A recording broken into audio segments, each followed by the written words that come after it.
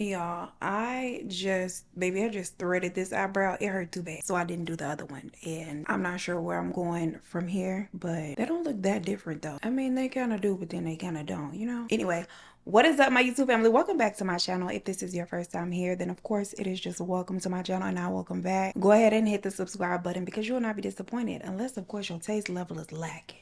It's never me. I saw somebody's comment last week that was like, every time I say that, they think of the person that like was offended by it. That's why I still say it. That lady is the sole reason why I still say it to this day. Talking about how you supposed to have subscribers when you insult them. Girl, if that's an insult, child, I can't imagine how you are navigating the world. So the girlies that like the garden content, we will be back with a vlog this Sunday. And I have so much to show y'all because one, the watermelon, the first one has gotten so big. It's like, it's a sugar baby watermelon, I believe. So it's not like the great big one, but it's like the personal size one. It's so heavy. I gotta go back to Google and figure out when I'm supposed to take her off the vine, because I know watermelons don't continue to ripen once you remove them from the vine. And I'm not trying to have my girl over ripen, okay?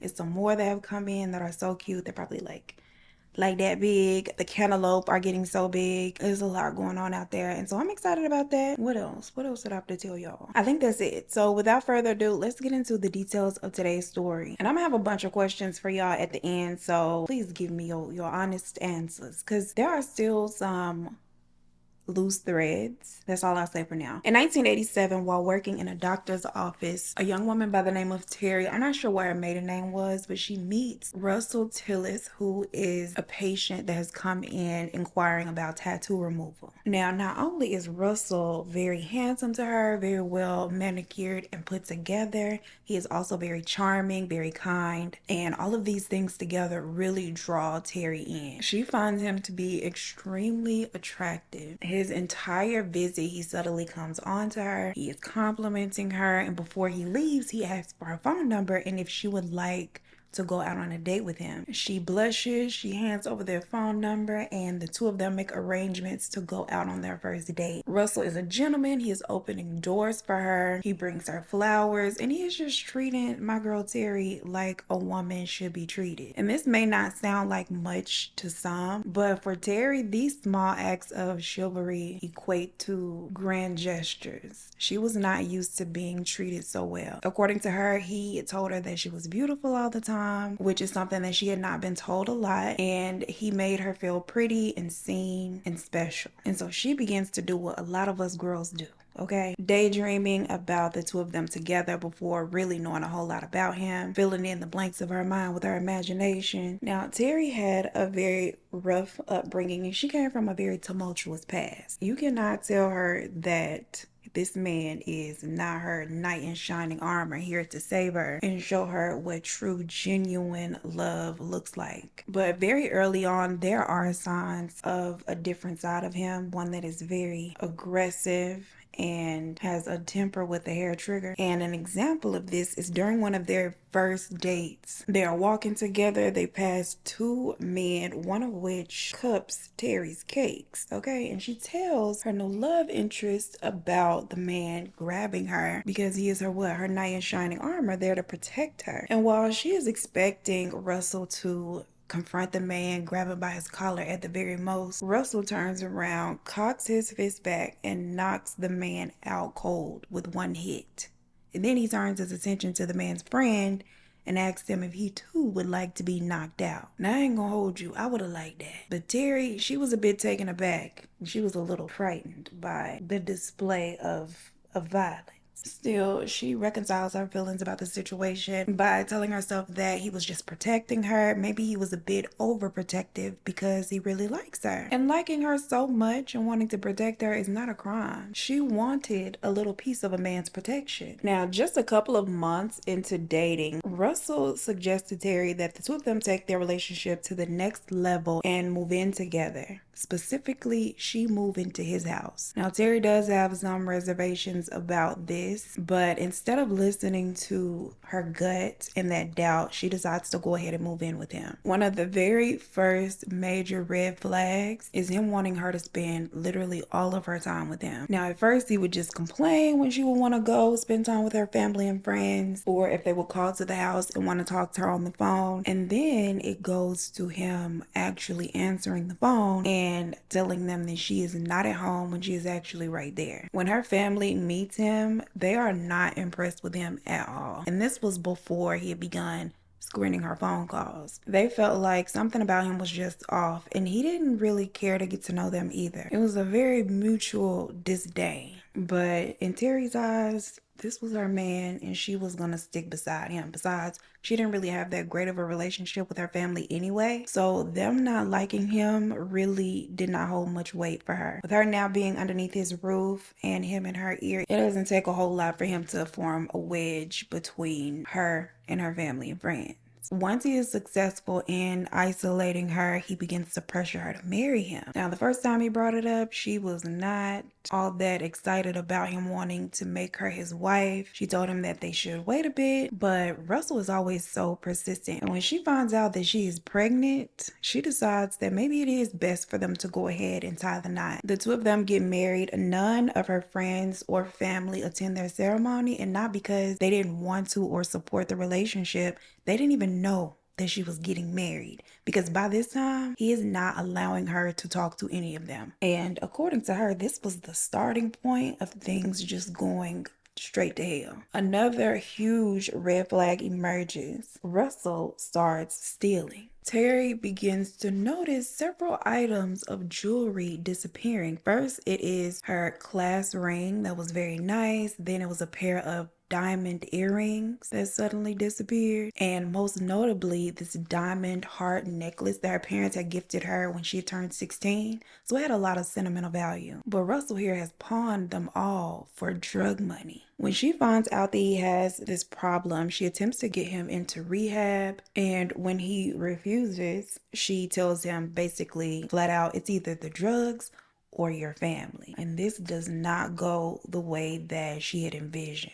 Instead of becoming emotional or wanting to fight for his family, he blows up at her, telling her to shut up, that she has no place in his business, and basically lets her know that it is not her place to make these types of demands. He grabs Terry by the neck and lifts her up off of the floor. She passes out, and when she wakes up, she is laid out on the floor with him standing over her. She doesn't know how long she's been out. He is not remorseful at all. He basically tells her that that is her warning to stay in her place. This scares her more than anything else has thus far. So that night, when he goes to sleep, she takes her daughter, she packs a few of their essentials, and she flees to her parents' house. And when she tells them what happened, they basically give her the "we told you so" spiel. We told you something was off about this man and you should have listened. She says without the support of her parents, she felt like she had no other choice but to return home to Russell. I don't know if this meant that they told her she couldn't stay there or what, but she did not feel like she had the support that she needed, and so she returns home to her husband, and things just get worse. Russell is staying out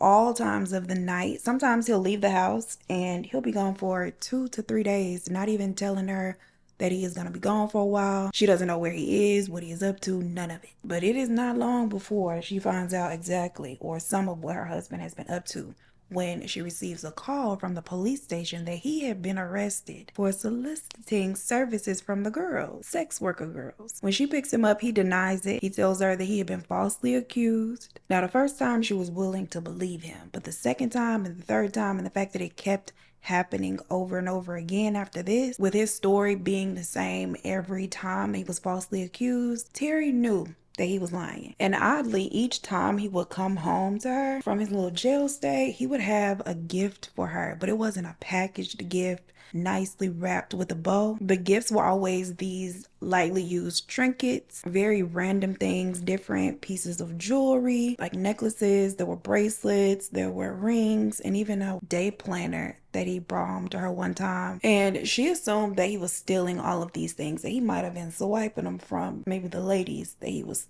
soliciting. But whenever she would ask him like where the gift came from, he would always say that it was something that he found, because he knew he couldn't tell her he got it from the store with it not having no kind of packaging. And one evening, Russell comes home with a gift for himself. It is a Polaroid camera, and he knows exactly what he wants to do with it. He tells Terry to make herself up and remove her clothing so that he could take some very sexy, risque photos of her. Does she want to do this? No, but she obliges to please her man. He has her doing all of these kinky poses while he snaps away and compliments her. And he could see that she wasn't really into it. She's very uncomfortable, and it is very apparent that she's uncomfortable. But he doesn't seem to care. He tells her to smile and look happy because she is essentially messing up the vibe. When their daughter is a couple of months, Terry is feeling like she really wants to leave this man for good this time. But she doesn't for two reasons, according to her. The first reason being that despite Russell stealing, he had a very nice job and took care of the household bills. He was a provider financially, and she did not have the means to leave with her child, affording household bills and child care for when she had to go to work. And the second reason being that she was insecure and was willing to settle and put up with a lot just to have someone. Now, one evening, she receives a call about Russell needing to be bailed out of jail, and it is not for his usual charges. He doesn't even mention what the charges are when he calls. She goes down to the jail to pay his bail, pick him up, and that is when she finds out that her husband has been arrested for attempted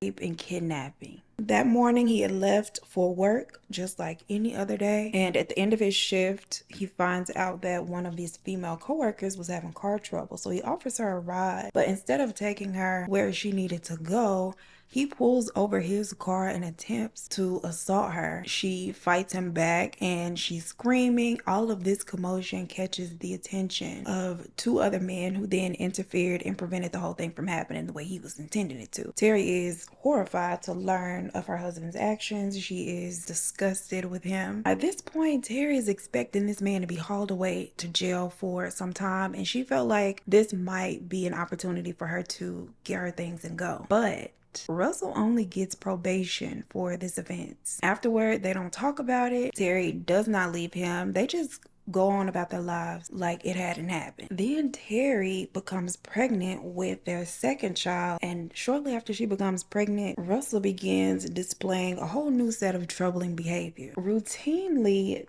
Russell is leaving the house late at night with their young daughter, who is still a toddler, and he'd be gone with her for hours without Terry knowing where. And the kid is so young, it's not like, when they return, she can just ask her daughter where they were or what was going on. So this is something that she just doesn't know. When she gives birth to their second child, this time a son, the two of them are very ecstatic. And Russell is actually very pleasant to live with for a short period of time. And when I say short, I'm talking about very short. As soon as the air hits that little boy and he starts showing facial features, Russell begins questioning whether or not he is the father of the child, and he accuses Terry of conceiving the son with her boss. Terry, of course, denies the allegations because they are not true. She had not been having an affair, but he is not trying to hear it. His possessiveness becomes 10 times worse. He tells her that he is not going to lose her to her boss or any other man, and if she ever tries to leave him,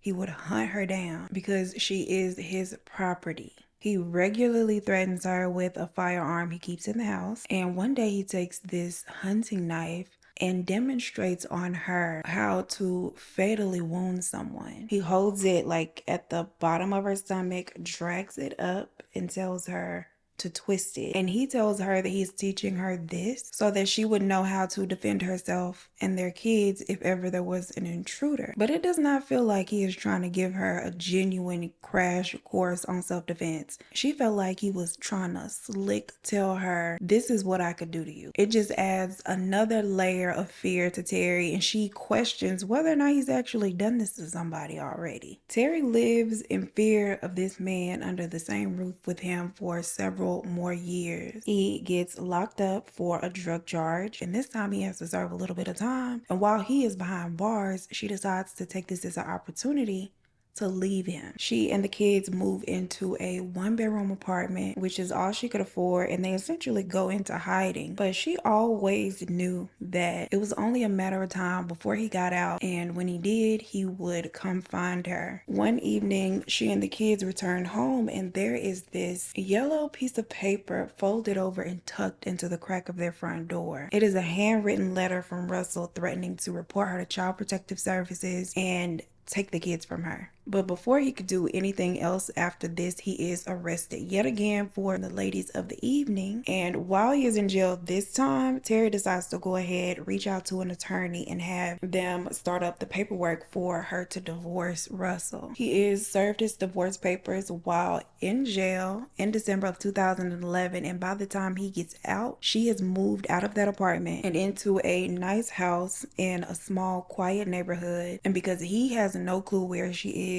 and he is unable to find her this time, he shows up at her father's house looking for her. Now, of course, her father does not tell him where she is. Instead, he warns Russell to stay away from his daughter, tells him that he has done enough damage and he needs to just go on about his life. Russell apologizes. He cries to the dad, telling him that he feels bad for all of the things that he has done. He regrets it, and he just really wants to see her and the kids. But the father stands on business and refuses to give Russell her location. When Terry's father calls her to warn her that Russell was out and he was looking for her, he tells her, like, you need to really watch your back, because he did not seem like he was in his right state of mind. So he's like, don't have any dealings with him whatsoever, and make sure you are vigilant when you are outside of your home. She takes heed to the warning. She's looking over her shoulder every time she steps foot out of the house. She is in the front yard one day when her worst fear becomes a reality. When a car pulls up,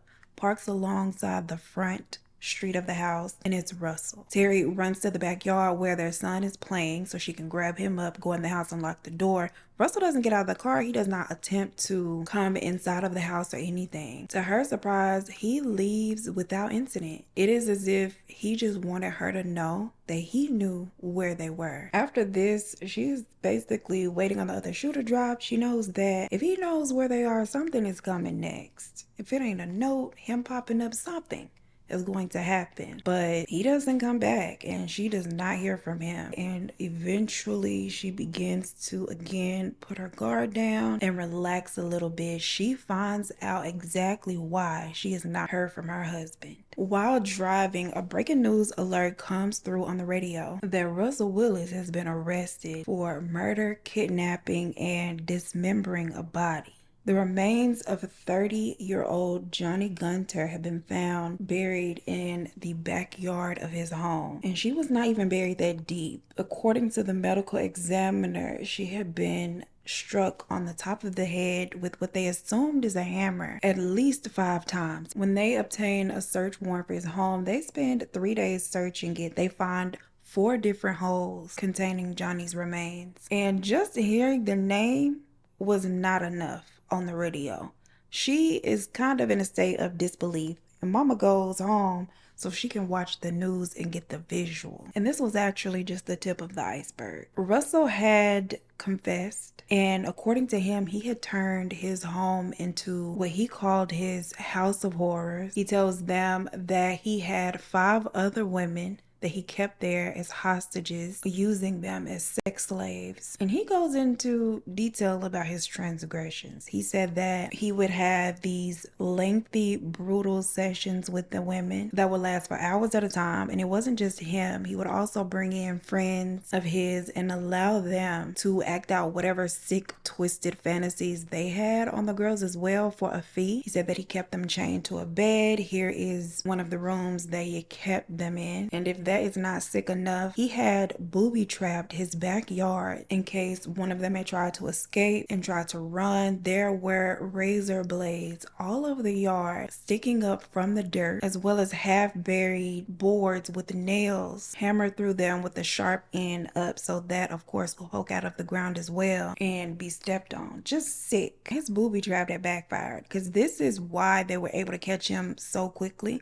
When the police arrived to his house, that was the only direction for him to run. He knew he couldn't run across all those blades and nails poking up out of the ground, so they were very easily able to surround him and get him down to the jail. There was nowhere for him to go unless he was willing to run into his own trap, which he wasn't. And they actually found out about what he had done because he was bragging about it to another inmate during a previous jail stay. Child, these prisoners, they go to jail and they be thinking that they got a friend and they cellmate. But the quickest way for a lot of these guys to get time shaving off their own sentence is to tell on somebody else. So that's what happened. Sammy Evans listened to all of these details about Russell's house of horrors and what he did to these girls, allowed his friends to do, and went right to the authorities to let them know. He agreed to even have another conversation with Russell wearing a wire so they can get more information. And on the recording, Russell can be heard telling Sammy that his brother Claude was one of the men that had come by to indulge in the women that he currently had there held captive, which was Johnny, but Johnny had recognized Claude. So at that point, the two had decided together that she had to be killed. And he said that it was all Claude's idea, that Claude had actually talked him into it, and he agreed, but he told Claude, okay, we'll do it, but you'll have to cut her up. He also says in the recordings that they had hung Johnny up from chains inside of the garage, and that Claude had taken off her head with an electric saw, but afterward he became too grossed out and couldn't do the rest. So Russell had to do it. Like I previously mentioned, at the time of his arrest, he did come clean and he admitted to all of the things. But by the time his trial starts, he completely changes his tune. Russell takes the stand to testify on his own behalf, a dummy move, and he claims that his initial confession and everything he told Sammy was a lie. It was bogus. And he had just said all of that so he could get the death penalty, because he was depressed at the time. He had made attempts on his own life, but he had failed. He just ended up in the hospital for 3 days and made it out alive, unfortunately. He cries on the stand. So he and this other inmate, Sammy Evans, decided to come up with this elaborate tale and confession to ensure that he would get the death penalty and finally be taken out by the state. If what you said to Sammy Evans is true, you're guilty of first-degree murder, correct? If what I said to him is true, it wasn't true. Sammy and I, we cook up this horrendous story because you got to understand, I've got a pretty bad mental despair at the time. I'm depressed, bad. I mean, how many people just walk up to you and say, hey, I know what body's buried, and I'm going to give it to you, and you can trade it for assistance on your case. I knew exactly where the body was buried, and I knew the condition of the body. Yes, I did. And you knew it was going to be given to the police. And I knew it was going to be given to the police. According to him on the stand, there was no house of horrors. There was no dungeon. He was an innocent man. His brother Claude had actually shown up to his house with Johnny already deceased in the trunk of his car. He had no idea what had happened to her, and Claude was asking for a disposal method. He needed help. So he just decided to help his brother. A spontaneous moment and said, look, I need some help. Help me. He knows I'll help him. He's my brother, and I will tell the whole story. But let's say the scenario is they go arrest him. I'm not going to get on the stand and testify against him. That ain't going to happen. I will tell my story and what I did, and that's as far as I go. All right, tell me about that day. What happened? Well, specific what day? The day that the body was put in your bag. Okay. I was at home in my residence. My birthday's the 22nd. It was after my birthday, before the end of the month. My brother arrives. He calls me on the phone. He asked me, was I busy? I told him no. He drives up in the yard, but he doesn't get out of the car. And after I lock the gates, he says, open the garage up. So I open the garage. I open the door and he drives the car in the garage. He gets out. He's a little distraught. He said he needs some help. He wants me to help him with a problem. He goes around to the back of the car and he opens the trunk. And that's the first time I've seen Joni Gunter. What did you see? She was in the trunk and there was a mass amount of blood on her chest when she was dead. He wanted me to get in the car with him and help him go down the street and dispose of her. But I wouldn't get in the car. Absolutely not. After a brief confrontation about me not getting in the car, the conversation ended. Mind you, I don't know, nor have I ever questioned him about how Miss Gunter met her death. That I never breached that conversation with him. Joni Gunter had been murdered, correct? Well, she was deceased when I viewed her in the trunk of that car, yes, sir. And she was all bloody, right? She had a large blood stain on her chest. I actually thought that was the fatal wound. I didn't find out later until I read the autopsy. She had a broke nose. Then I realized she probably got the blood on her chest from the punch in the face. What happened next? Next about what? What did you do with her body to get Joni Gunter out of that trunk? Well, at this point in the interrogation, I am going to claim the Fifth Amendment, and I'm not going to make any more statements regarding that question as a means to protect myself from any future associations. I knew Miss Gunter was buried in that backyard. I knew the condition of the body, and I was present. I'll concede that to you here and now, but you can continue to ask me questions, and I will not answer them. Okay, well, let me ask you this. Mr. Tillis, it is true that you owned a Sawzall reciprocating saw during this time period, correct? I had multiple Sawzalls, all pretty much any sort of home repair tool that you would need to work on your house. What's it like to use a Sawzall to cut a woman's head off? I have no answer for that question either. Did the Sawzall blade wear out when you were cutting her shoulders? Did you have to use multiple blades? I believe I just told you that I wouldn't answer any questions regarding that subject. You are freely and voluntarily withholding evidence from this jury, correct? I am selecting when I will disclose information and when I will not. That is what I'm doing. The brother Claude is not called in as a witness, nor is he charged for anything because they don't believe Russell at all. They feel like this is his last ditch effort to shift blame and save himself. His trial is very lengthy. It is years between him being arrested and his trial concluding. In closing, his lawyer tells the jury that all of the evidence, all of the tales they had heard about his client were all fantasy, an attempt to end his life quickly by using the state rather than go to prison and sit and rot for decades to come, and that his brother was the real bad man, the real man who deserved to be there on trial today. Now, the prosecutors, they close with saying that Russell may have lied to Sammy about having 5 additional women in the house, but the whole thing was not made up,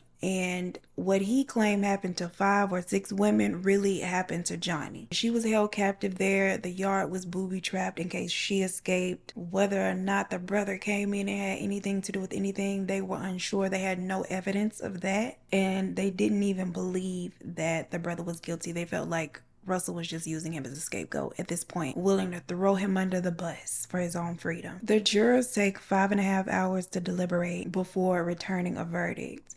Not guilty for his human trafficking charge, but he is found guilty of kidnapping and murder in the first degree. For that, he is sentenced to 2 consecutive life sentences plus an additional 30 years for abuse of a corpse after the fact. Terry knew her husband was a disgusting human being, but she had no idea what extent it really went to. And she really questioned why he had not taken her life. And I believe he didn't take her life because she was the mother of his children. That's the only reason. She also believes that even though they have not found other women, that he was not lying about having more than one that he had done this to. And that the story that he told Sammy about having this house of horrors and 6 women was actually true, but they had been disposed of elsewhere and they just haven't been found, or they've been found but not linked to him. And I'm in agreement with Miss Terry. I think that's the case as well. Eventually, Terry does get her happily ever after, her true knight in shining armor when she marries her husband Jeff.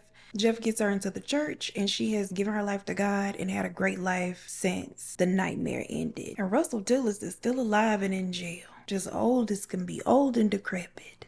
He looks terrible. Now, I mentioned at the start of the video I had some questions for y'all. Where was he taking this baby at night? That still has not been answered. And not to judge Miss Girl, but I just feel like You could do whatever I'm allowing you to do to me. But I don't know. I just feel like, girl, he would have had to step over my dead body and take my baby out the door at 11 p.m. and be gone for hours, because what are you doing? And where are you going with this child?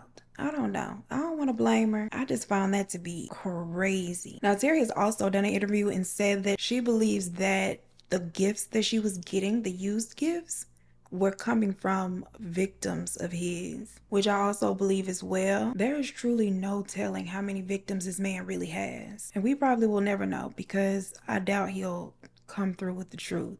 Let me know your thoughts. Where do you think he was taking that baby? Do you think he has a bunch of victims or just this one? Like the video before you leave. Subscribe to the channel if you have not. As always, I appreciate you so much for spending your time with me, and I look forward to seeing you in the next one. Peace. Child, this one eyebrow is gonna get on my nerves. And while she is expecting, child, I almost call him Terry. What's these? They both got masculine names. Just a few months into dating Terry, she is Terry, please. Russell suggested Terry that the two of them take their relationship to the next level and she move into him. What does that mean? It doesn't take a whole lot for him to forge a wedge. Girl. Her class ring, that was a pair of nice diamond earrings. Did I say diamond? There was a pair of nice diamond earrings that also went missing. Her very nice class ring. Did I say that already? I did. Wow. Okay, let me just start that whole little piece over. He grabs her by the neck, lifting her off the floor, and needed her to bail him out for soliciting. Soliciting ain't a word, I don't think. It ain't. But whenever she had asked him Child, did I make them even? Do they look the same now? No, not quite. Now, when Russell ain't got no daddy. Girl, that look crazy. When they exhumed, child. He knew he couldn't run across all them blades and what was it? I don't know why I want to say needles and it wasn't needles. Let me call my mama back. My mama called me.